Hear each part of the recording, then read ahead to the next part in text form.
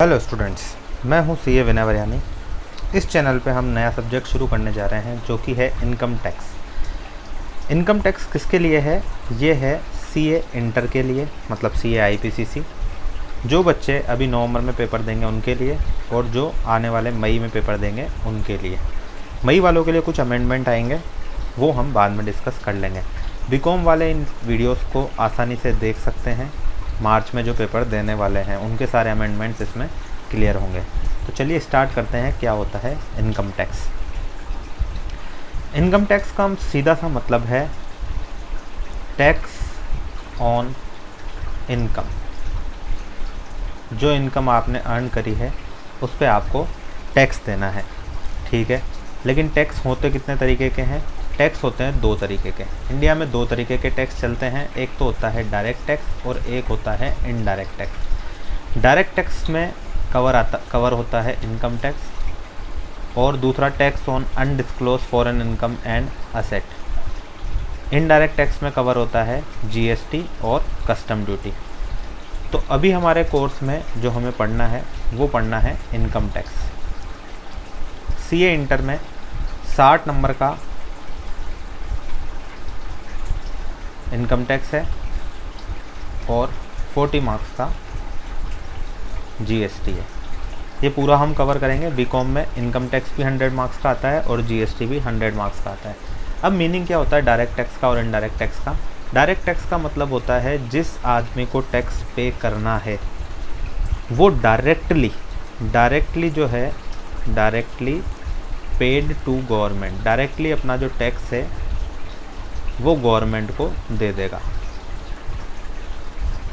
Directly मतलब वो आदमी खुद अपना टैक्स जो है डायरेक्ट गवर्नमेंट को जमा करवाएगा। मान लो कोई आदमी है ए, इसने इनकम अर्न करी 5 लाख रुपए। अब इसका जो टैक्स बना, मान लो इसका टैक्स बनता है 2500 रुपीज़।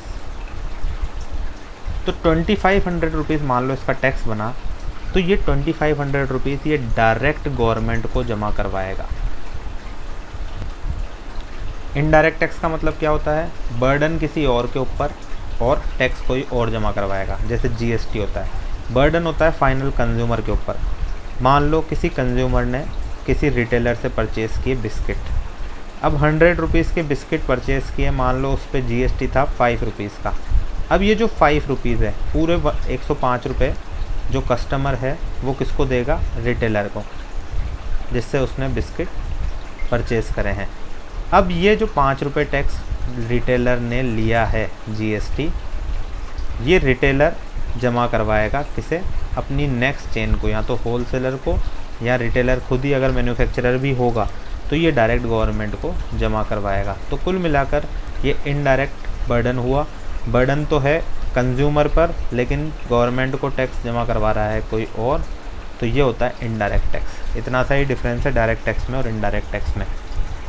हम पहले इनकम टैक्स स्टार्ट करेंगे तो समझते हैं इनकम टैक्स क्या होता है। 5 तरीके की इनकम होती है। अगर 5 तरीके की इनकम को जोड़ लिया जाए और उसमें से कुछ डिडक्शन जो गवर्नमेंट ने अलाउ कर रखे हैं वो घटा दिए जाएँ तो आपकी इनकम आ जाती है। 5 हेड कौन कौन से हैं? Salary, house property, PGBP, capital gain और अदर सोर्स। ये पांचों अगर हेड हमने कर लिए तो आधा इनकम टैक्स हमारा अच्छे से हो गया। अच्छा, सैलरी की इनकम में क्या क्या जुड़ता है? तो सैलरी की इनकम में जुड़ता है सैलरी, पेंशन, जो भी किसी एम्प्लॉय को मिल रहा है, सैलरी मिल रही है, पेंशन मिल रही है, वो सैलरी के हेड में आ जाएगा।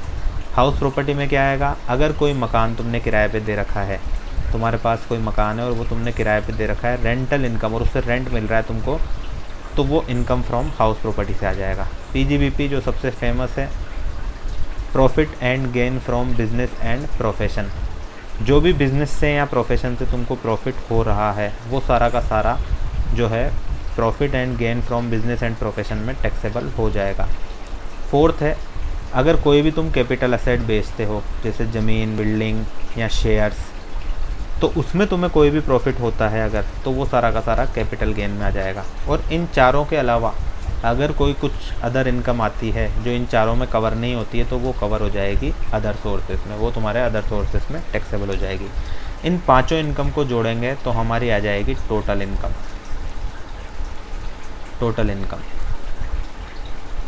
और उस टोटल इनकम पे ही हम कैलकुलेट करेंगे टैक्स।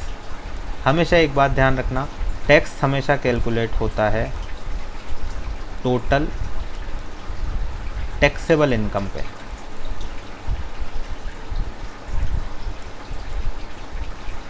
अब टैक्सेबल इनकम क्या होती है ये हमें पूरा का पूरा पढ़ना है। दो तरीके की इनकम हो सकती है इंसान की, एक टैक्सेबल इनकम और एक एग्जम्प्ट इनकम। जिस इनकम पे टैक्स देना कंपलसरी है, जिस इनकम पे टैक्स लगता है वो होती है टैक्सेबल इनकम, और जिस पे टैक्स नहीं लगता है वो होती है एग्जम्प्ट इनकम। मतलब तुमने इनकम अर्न तो करी लेकिन तुम्हें टैक्स देने की ज़रूरत नहीं है। क्यों? क्योंकि गवर्नमेंट ने उसको मना कर रखा है कि उस पर टैक्स मत दो। ठीक है, ये धीरे धीरे हम हमारे आगे के वीडियोस में देखते जाएंगे।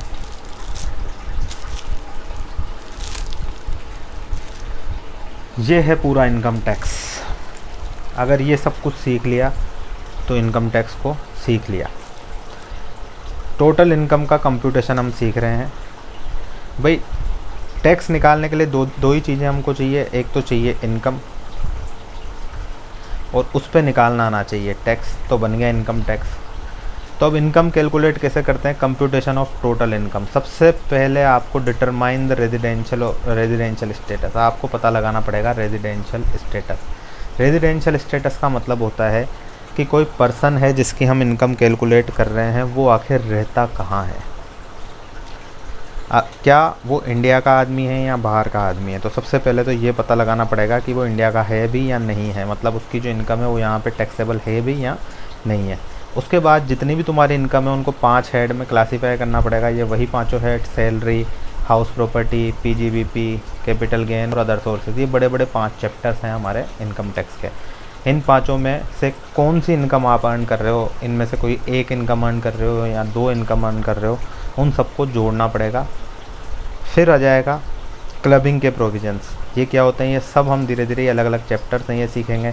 क्लबिंग मतलब किसी और की इनकम भी तुम्हारी इनकम में जुड़ेगी क्या। सेट ऑफ मतलब कोई तुम्हारे पुराने लॉस हैं जो अभी सेट ऑफ करने हैं तुमको। इन सब को टोटल करेंगे तो वो आ जाएगी हमारी gross total income, GTI, gross total income. सारी इनकम को जोड़ लो तो वो आ जाएगी तुम्हारी ग्रोस टोटल इनकम। अब इसमें से गवर्नमेंट ने कुछ छूट दी हुई है जिनको बोलते हैं डिडक्शन। डिडक्शन मतलब ऐसे खर्चे जो तुमने किए हैं और गवर्नमेंट ने अलाउ भी तुमको किया है। मतलब खर्चे ऐसे भी होते हैं जो तुमने कर लिए लेकिन गवर्नमेंट अलाउ नहीं करती। अब खर्चे अलाउ नहीं करेगी तो तुम्हारी इनकम बढ़ी हुई रहेगी, और इनकम बढ़ी हुई रहेगी तो टैक्स भी बढ़ा हुआ रहेगा। तो सीधी सी बात हमको ये समझनी है, जितनी ज़्यादा इनकम होगी उतना ज़्यादा टैक्स लगेगा। मतलब इनकम टैक्स में जहाँ भी खर्चा अलाउ हो रहा है वो हमारा फ़ायदे का सौदा है, क्योंकि उससे इनकम कम होगी और इनकम कम होगी तो टैक्स कम लगेगा। जब डिडक्शन हम माइनस कर देंगे हमारी टोटल इनकम में से, ग्रॉस टोटल इनकम में से, तब आ जाएगी हमारी टोटल इनकम। और इसी टोटल इनकम पे हम पे करते हैं टैक्स रेट के हिसाब से। अच्छा, एक चीज़ ध्यान रखना, इनकम टैक्स के जो नियम हैं वो सब के सब लिखे गए हैं इनकम टैक्स एक्ट 1961 में। ये सारी चीज़ें जो है वो सब इनकम टैक्स एक्ट 1961 में लिखी गई है, तो उसके हिसाब से ही सब चीज़ें चलेगी। ठीक है, इसके बाद क्या आ रहा है? इसके बाद हम कुछ टर्म्स पढ़ने वाले हैं जो इम्पोर्टेंट है हमें टैक्स समझने में, जिनकी सबसे ज़्यादा ज़रूरत पड़ने वाली है। सबसे पहले एक वर्ड आ रहा है असेसी। असेसी का मतलब क्या होता है? असेसी का मतलब वो होता है जिसकी इनकम और जिसकी इनकम के ऊपर तुम टैक्स कैलकुलेट कर रहे हो। मतलब एक ऐसा आदमी जिसके बारे में हम टैक्स में कैलकुलेशन कर रहे हैं। मान लो तुम CA बन गए, तुमने ऑफिस खोल लिया, तुम्हारे पास क्लाइंट आया, भाई मुझे इनकम टैक्स की रिटर्न भरनी है, तो तुम क्या करोगे? उसकी पूरी की पूरी इनकम कैलकुलेट करोगे और उस पर टैक्स निकाल के उसको दे दोगे, भाई इतना टैक्स लगेगा। तो जिस आदमी के लिए तुम ये सब कर रहे हो वो है असेसी। असेसी मतलब जिसकी इनकम पे हम काम कर रहे हैं, जिसकी इनकम कैलकुलेट हो रही है और जिसका टैक्स हम कैलकुलेट कर रहे हैं। Assessee means a person by whom any tax और any other sum of money is payable under this act. और इसके अलावा असेसी का क्या मतलब होता है? Every person in respect by whom any proceeding under this act has been taken for assessment. अच्छा, assessment of his income of any other person respect of which he is assessable, loss sustained by him और the amount of refund due him. और ये सारे के सारे technical terms है। ये धीरे धीरे जब हम वर्ड सीखते जाएंगे, आगे टैक्स सीखते जाएंगे, हमको समझ में आता जाएगा। अभी हमें सिर्फ एसएससी का इतना सा मतलब समझना है कि जिसके बारे में हम बात कर रहे हैं, जिसकी हम इनकम कैलकुलेट कर रहे हैं और उसकी इनकम पे हम टैक्स लगा रहे हैं, वो आदमी है एसएससी। फिर आता है असेसमेंट। असेसमेंट का मतलब है जो उस आदमी की इनकम कैलकुलेट हुई वो हो गया उसका असेसमेंट। उसकी इनकम कैलकुलेट करी, मान लो उसकी हाउस प्रॉपर्टी से इनकम थी 1 लाख रुपीज़ की, सैलरी से भी उसकी इनकम थी मान लो 5 लाख रुपीज़ की, उसकी कोई अदर इनकम भी थी मान लो 50,000 रुपीज़ की। तो टोटल जो उसकी इनकम आई 3 हेड से 6,50,000 रुपीज़, ये हमने कर दिया उसका असेसमेंट। हमने नहीं, असेसिंग ऑफिसर ने, मतलब जो इनकम टैक्स कैलकुलेट करने बैठा हुआ है, इनकम टैक्स ऑफिसर एक तरीके से, तो वो होता है असेसमेंट। असेसमेंट मतलब तुम्हारी इनकम को जोड़ लिया जाता है, वो तुम्हारा असेसमेंट हो गया, ठीक है। उसके बाद उस पर टैक्स जोड़ लिया जाता है, तो वो तुम्हारा उस साल का असेसमेंट हो गया। अब इसके बाद बात करते हैं प्रीवियस ईयर की और असेसमेंट ईयर की। प्रीवियस ईयर का मतलब होता है जिस साल में इनकम तुमने अर्न करी है, the year in which income earned. जिस साल में तुमने इनकम अर्न करी है वो तुम्हारा प्रीवियस ईयर है। जैसे 19-20 का जो प्रीवियस ईयर है उसमें तुमने कोई भी अगर इनकम अर्न करी, जैसे इस आदमी की अपन बात कर रहे हैं जिसकी इनकम अपन ने बोला 6.5 लाख रुपए, 6.5 लाख रुपए जो उसने इनकम अर्न करी है ये 19-20 में अर्न करी है, तो प्रीवियस ईयर हो गया 19-20। लेकिन इस पर टैक्स लगेगा अगले साल। असेसमेंट होगा इसका नेक्स्ट ईयर में। असेसमेंट नेक्स्ट ईयर में क्यों होगा? क्योंकि 31 मार्च 2020 तक तो ये कमा ही रहा है, तो उसके बाद जब साल ख़त्म होगा उसके बाद ही उसकी इनकम को हम कैलकुलेट करेंगे। तो जिस साल में उसकी इनकम कैलकुलेट होती है, मतलब जस्ट नेक्स्ट ईयर, और उस पर टैक्स लगता है, उसको बोलते हैं असेसमेंट ईयर। तो प्रीवियस ईयर का जस्ट नेक्स्ट ईयर होता है असेसमेंट ईयर। अब असेसमेंट ईयर क्या होता है? जिस साल में उस इनकम पे, जो इनकम तुमने प्रीवियस ईयर पे अर्न करी है, उस पर टैक्स लगाया जाता है, उसका असेसमेंट किया जाता है। तुमने तो बता दिया कि हमने ये इनकम कमाई है, अब सामने वाला जो ऑफिसर है वो जोड़ेगा कि तुमने कितनी इनकम कमाई है, तुम्हारा असेसमेंट किया जाएगा। तो असेसमेंट ईयर हमेशा प्रीवियस ईयर का नेक्स्ट ईयर होता है। Assessment year in which tax is paid. अगर टैक्स बनता होगा तो आपको असेसमेंट ईयर में देना पड़ेगा। किसका? प्रीवियस ईयर का। अच्छा, हमारे यहाँ पर अभी भी फॉलो हो रहा है 1 अप्रैल से 31 मार्च, ये हमारा फाइनेंशियल ईयर है इंडिया में।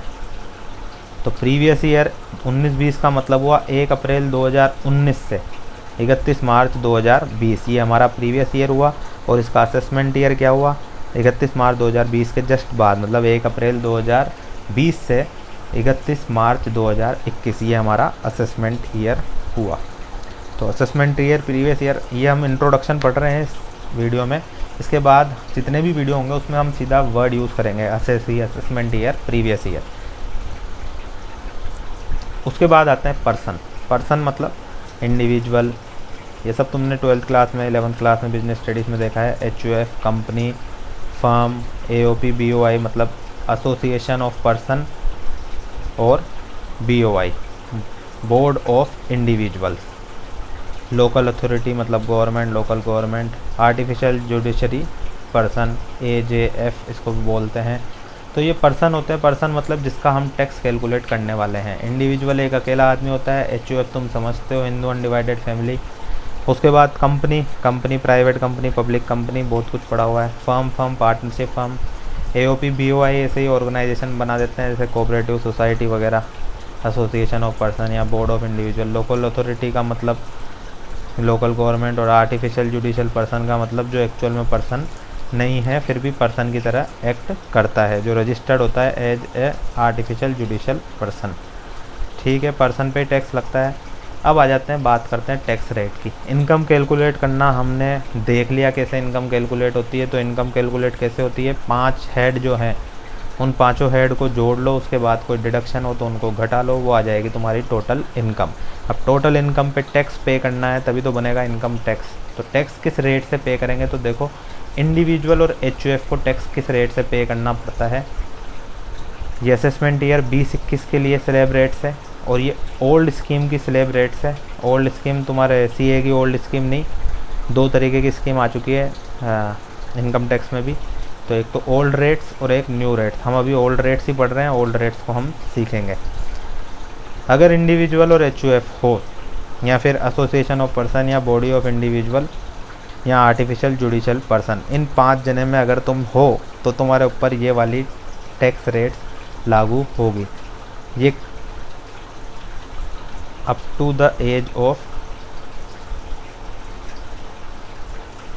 अगर तुम इंडिविजुअल हो और 60 साल तक के हो तभी ये लागू होगी, और बाकी सब में तो यही लागू होती है। HUF, association of person, BOI और एजेएफ, इन 5 लोगों पे ये रेट लगती है।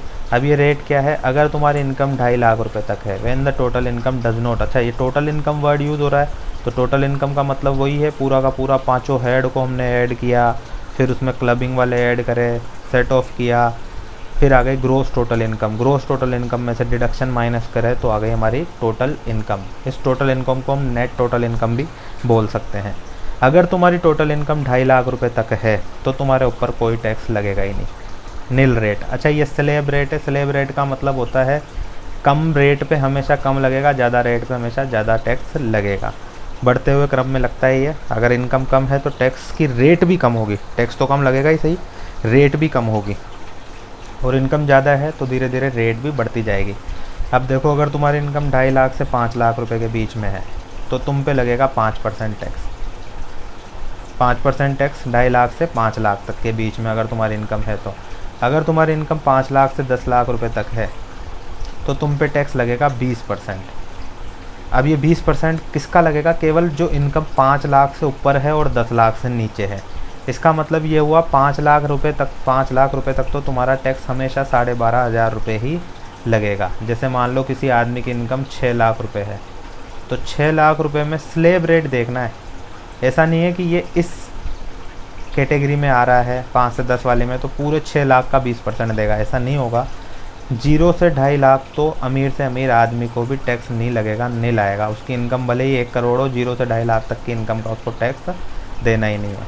2.5 लाख से 5 लाख के बीच में हमेशा अमीर आदमी हो, गरीब आदमी हो, कैसा भी आदमी हो, कितनी उसकी इनकम हो, 2.5 लाख से 5 लाख की इनकम के बीच के उसको 5% के हिसाब से ही टैक्स देना है। 5% का मतलब 2.5 लाख का 5% 12,500 रुपये। अब 5 लाख 6 में से 5 लाख तक की इनकम पे तो उस पर 12,500 ही टैक्स लगा है, और बाकी जो 1 लाख रुपए बचे हैं उस पे लगेगा 20% टैक्स।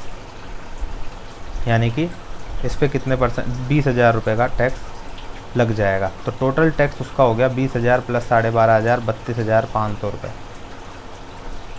स्लैब रेट का मतलब यही होता है जैसे जैसे इनकम बढ़ती जाएगी आपकी इनकम टैक्स की रेट भी बढ़ती जाएगी। 5% के बाद 5 लाख से 10 लाख में अगर तुम आ रहे हो तो सीधा 20% रेट है। और अगर तुम 10 लाख से भी ऊपर निकल जाते हो, मतलब तुम बहुत अमीर आदमी बन जाते हो, तो तुम्हारे पे रेट लगेगी 30%। अब 30% सिर्फ 5 लाख से 10 लाख से ऊपर की इनकम की लगेगी। मतलब 10 लाख तक तो तुम्हारे जो 1,12,500 रुपये बन रहे हैं टैक्स के वही लगेंगे, और 10 लाख से ऊपर तुम्हारी इनकम जितनी भी होगी उस पर 30% टैक्स लग जाएगा। एक इलस्ट्रेशन करके देखते हैं, सब कुछ समझ में आ जाएगा। Mister X has a total income of 12 lakh रुपये। मिस्टर एक्स की 12 लाख रुपये इनकम है, उसकी सैलरी इनकम है और फिक्स डिपॉजिट से इंटरेस्ट आ रहा है। अच्छा सैलरी इनकम है, ये सैलरी हेड में जाएगा, और इंटरेस्ट ऑन फिक्स डिपॉजिट ये चारों हेड में कहीं कवर नहीं होता, ये अदर सोर्सेस में जाएगा। ये हम जब अलग अलग चैप्टर देखेंगे तब समझ में आने लग जाएगा। तो सबसे पहले देखो 12 लाख रुपए पे टैक्स कितना लगेगा। तो हमेशा कितनी भी इनकम हो स्टार्टिंग हमेशा अपने को करेंगे 0 से 2.5 लाख। 0 से 2.5 लाख के बीच में नील, 2.5 लाख से 5 लाख कितना हुआ? ये 2.5 लाख रुपए की इनकम। 2.5 लाख का 5% 12,500। फिर उसके बाद 5 लाख से 10 लाख,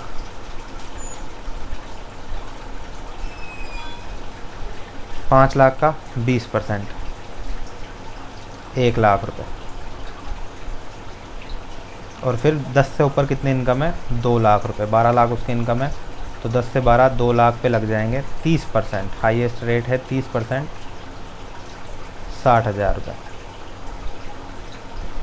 तो उसकी टोटल टैक्स कितना हुआ 12,500, 1 लाख और 60,000, 1,72,000 रुपये का उसका टैक्स आ गया, 1,72,500 का। तो ये है तरीका टैक्स कैलकुलेट करने का। टैक्स कैलकुलेट करना हमने पहली क्लास में सीख लिया, अब तो पूरी क्लासेस में केवल इनकम कैलकुलेट करना हमको सीखना है।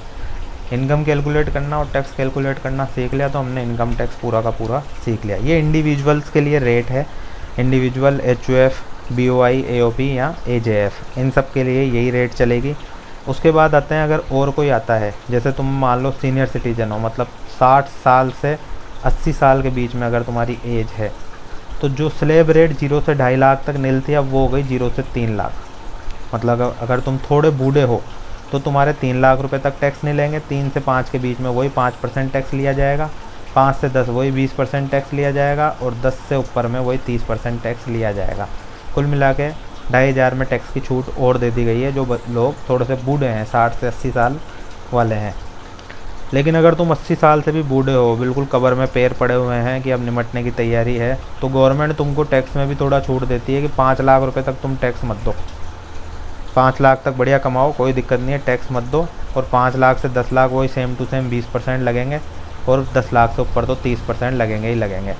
तो कुल मिलाकर किसी भी एज में 5 लाख से 10 लाख की रेट सेम है 20%, और 10 लाख से ऊपर की 30% रेट सेम है। चेंजेस हैं तो केवल सेकंड स्लैब 0 से 2.5 लाख सब जगह नील है, और 2.5 से 5 में 5% है। अगर 60 से कम हो, 60 से 80 हो तो 3 से 5 में 5% है, और 80 से भी ऊपर हो तो 5 लाख तक कोई टैक्स नहीं है, केवल 20% और 30% स्लैब रेट है।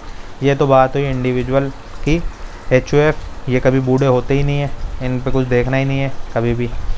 HUF हुआ, BOI, AOP, इन पे तो वही फर्स्ट वाली टैक्स रेट ही लगेगी, ये केवल इंडिविजुअल्स के लिए है। और वो भी जो है रेजिडेंट इंडिविजुअल होने चाहिए। अब ये रेजिडेंशियल स्टेटस अपन अगले वीडियो में पढ़ेंगे, तब समझ में आ जाएगा कि इसका क्या मतलब है। अगर वो नॉन रेजिडेंट है तो उस पर ये बूढ़ा हो चाहे कोई भी हो, टैक्स लगेगी पहली वाली रेट से ही, मतलब 0 से 2.5 लाख एग्जम्प्ट है, फिर 5%, 20% और 30%। इसके बाद अगर कोई फर्म है या LLP है तो उस पर 30% फ्लैट रेट है। ये फ्लैट रेट, ये स्लैब नहीं है, ये फ्लैट। 1 रुपया है तो 30 पैसे टैक्स देना पड़ेगा, 10 रुपये हैं तो 3 रुपये टैक्स देना पड़ेगा। ये फ्लैट रेट है, ये स्लैब रेट नहीं है। स्लैब रेट का जो फ़ायदा है वो केवल उन 5 लोगों को ही मिलता है। लोकल अथॉरिटी है तो 30% टैक्स, ये भी फ्लैट रेट है। कोऑपरेटिव सोसाइटी है तो अगर 10,000 रुपये तक इनकम है तो 10% टैक्स, 10 से 20,000 है तो 20%, और 20,000 से भी ऊपर है तो 30%। ये जब क्वेश्चन आएंगे तब हम धीरे धीरे समझते जाएंगे। और अगर कंपनी है तो कंपनी का टर्नओवर अगर प्रीवियस 17-18 में 400 करोड़ रुपए का प्रीवियस ईयर 17-18, कभी भी प्रीवियस ईयर जो है कंपनी में 17-18 ही देखा जाएगा, क्योंकि गवर्नमेंट ने ये 17-18 फिक्स कर रखा है टर्नओवर देखने के लिए केवल। तुम किसी भी साल का टैक्स कैलकुलेट कर रहे हो, मान लो तुम 20-21 प्रीवियस ईयर का टैक्स कैलकुलेट कर रहे हो, यानी कि असेसमेंट ईयर है तुम्हारा 21-22, लेकिन गवर्नमेंट ने कहा अगर 400 करोड़ तक टर्नओवर है तो 400 करोड़ जो टर्नओवर है वो 20-21 का नहीं देखना है, वो टर्नओवर देखना है 17-18 का। अगर किसी कंपनी का टर्नओवर 17-18 में 400 करोड़ से कम है या उस 400 करोड़ के बराबर है तो 25% टैक्स लगेगा, नहीं तो 30% लगेगा। अधिकतर केसेस में 30% ही लगता है। 400 करोड़ से ऊपर वाली कंपनियाँ ही हमारे को क्वेश्चन में देखने को मिलती है। पर एक 400 करोड़ की लिमिट याद रखना। 400 करोड़ तो 100% तुमको याद रह ही जाएगा, लेकिन याद ये नहीं रहेगा कि प्रीवियस ईयर में लेना है कि 17-18 में। तो इसलिए हमेशा ध्यान रखना प्रीवियस ईयर में 10,000 करोड़ रुपये भी टर्नओवर हो, लेकिन 17-18 में टर्नओवर 400 करोड़ से कम है, मान लो 300 करोड़ है, तो 20-21 के 10,000 करोड़ होने के बावजूद भी जो टैक्स है वो 25% ही लगेगा। इस बात का ध्यान रखना। जैसे क्वेश्चन आते जाएंगे तो हम समझते जाएंगे। तो अभी इस वीडियो के लिए इतना ही। अगले वीडियो से हम चैप्टर से स्टार्ट करेंगे। पहला चैप्टर हम पढ़ेंगे रेजिडेंशियल स्टेटस। ठीक है, थैंक यू।